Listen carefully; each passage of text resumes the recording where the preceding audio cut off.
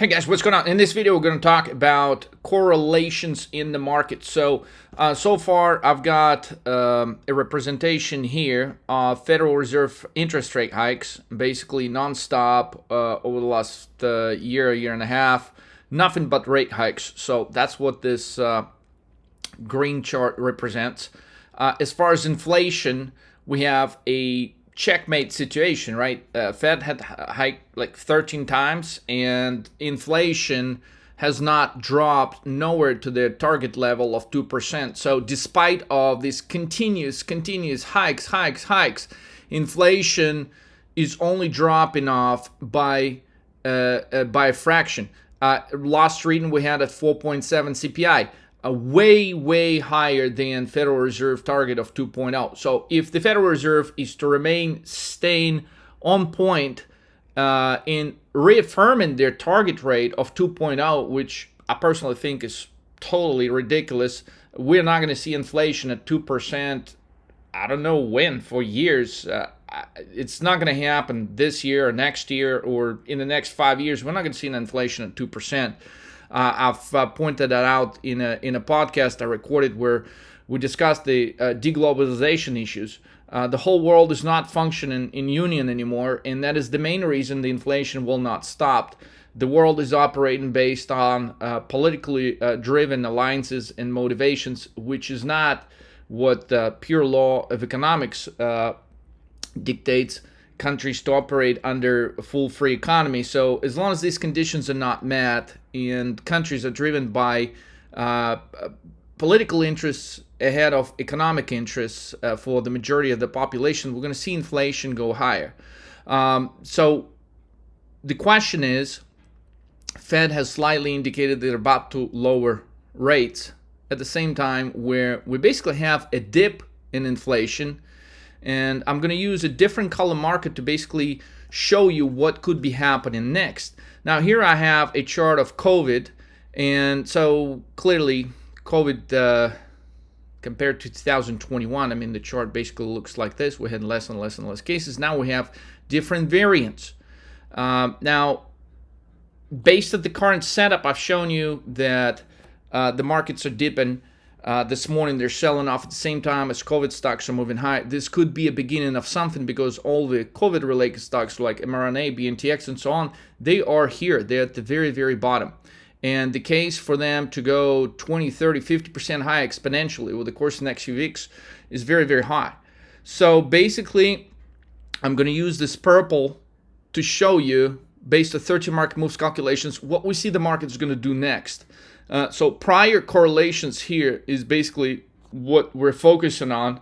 And so while the Fed is hiking rates and inflation is cooling off and COVID cases are down, okay, that gives the market an opportunity to rally.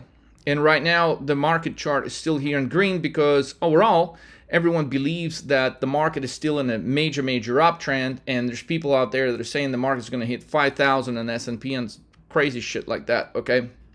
So we argued over the course of the last few weeks that the market has a higher probability of returning back to 3,800. If I'm correct about the setup that I've shown you in earlier videos today about the COVID setup, then the market does not only go to 3,800 by the end of the year, it's going to go way lower than that, possibly 3,200 from a current level of around 44. So important to understand what's happening with Bitcoin, because Bitcoin is pretty much the leading indication. We study some of the biggest crashes in recent history, okay? All you got to do is watch Bitcoin, because that, I'm putting number one here above Bitcoin, because that basically led to basically being a perfect indication of a major reversal in the markets back into 2017-18, when Bitcoin was at all-time highs. At the time it was 20, and then it dropped back to 3,000. That initial drop in Bitcoin has happened way before the entire market has dropped off. And that Bitcoin has been a great leading indicator in many instances over the last 5 years as well. Just understand what Bitcoin is going to do first. S&P 500 and some of the other market components will repeat next. As far as oil, we're at the very top right now. So we got a condition where Fed keeps hiking rates and the market anticipates that it's going to stop hiking rates. So especially we get hit with the COVID setup, what's going to happen next basically is we're expecting the Fed to start cutting rates, right? So rates we're expecting to come lower. Now, especially that makes the case stronger if the COVID setup that we're observing today is going to actually reaffirm itself over the course of the week. So, however, if the Fed is lowering rates at the same time where we believe inflation is actually only going to go higher, okay, we got a pretty fucked up situation. This is the paradox, because under the COVID setup, Fed could cut rates rather rapidly. It probably, this Friday, Fed is probably going to insist that they want to keep increasing rates because of this.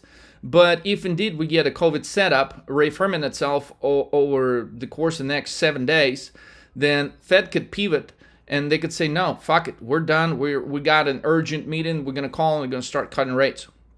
Well, if Fed cuts rates, the inflation could definitely get out of control. Inflation gets out of control, okay, we got a major problem, okay? The market will sell the fuck off. Inflation gets out of control, okay? We're going to have major problems as far as earnings for many companies.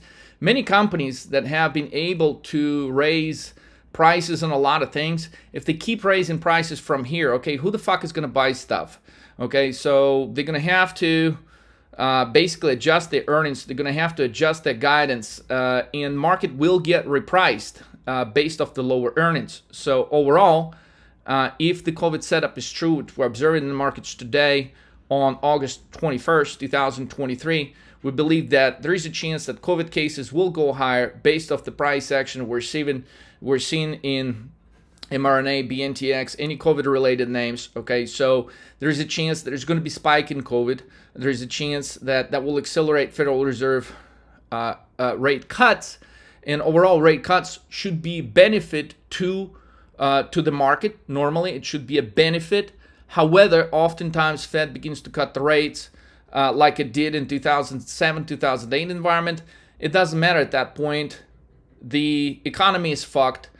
Things are completely fucked. And even though Fed cuts rates at that moment in time, okay, there's still a big crash in the market. So basically we're expecting Fed to cut rates. At the same time, the inflation is going to reaffirm itself. At the same time, COVID cases could go higher. At the same time, the market is going to begin selling off rapidly. Now, the predecessor to all that was the top in Bitcoin, which I've showed to you. If you're a paying member here at 30 Market Moves, you would have seen the chart of Bitcoin that topped right at 32,000. It was a major day that clearly stated the top in Bitcoin, where it goes a couple of thousand points higher from 30 to 32K, and the next day it drops almost 2,000 points. So that was a clear top. Since then, we're down huge on Bitcoin. It's probably not done dropping, because considering the history, when we have a COVID setup, okay, everything drops initially. Now later, Bitcoin becomes the beneficiary. So if you focus on Bitcoin charts, you're going to be able to beat the market. Now, the greatest trade, as pointed out in the last video, is oil. Why oil? Well, Bitcoin is already down. You got S&P that's not quite at the top. We're no longer at 4,600. We're at 4,400, but everyone still thinks it's an uptrend. NASDAQ, we're not quite at the very top like we used to be right here, but we're still close to the top. So we think we're going to see these moves in S&P. We think we're going to see an initial move lower in NASDAQ. But remember that trading the COVID setup, it was Bitcoin and NASDAQ overall that was the beneficiary of the initial drop in the COVID setup. So, however, if we got the inflation spiraling out of control, then we could have NASDAQ going lower longer, despite of the COVID setup. Now, the greatest trade of all times, I think, in the current market conditions is oil, because everyone's got such a high expectation of oil going higher.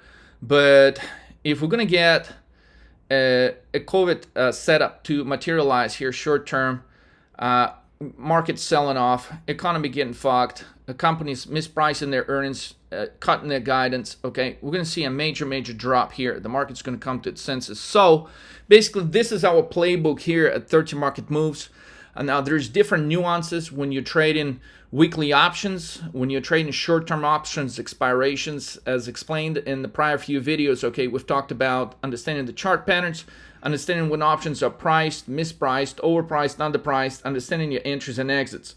So if you'd like to participate in this overall layout of our strategy, okay, if you want to actually do it on day-to-day basis with the 13 Market Moves coach, and that's really the fastest way to learn how to trade, guys. I invite you to go to 13mmtv.com right now or 13marketmoves.com and set up absolutely free call to talk to someone here at 13 Market Moves, guys. The sooner you do it, the better, because when we talk about options pricing, when all of this next move in the market, when all of these moves in each area that I specified is going to become more and more obvious to the market, the options in those directions are going to get hugely overpriced. So if you come in too late, you're going to miss out on some of those 20, 30, even 50x type opportunities that we're seeing are really possible right now. So don't miss those chances, guys.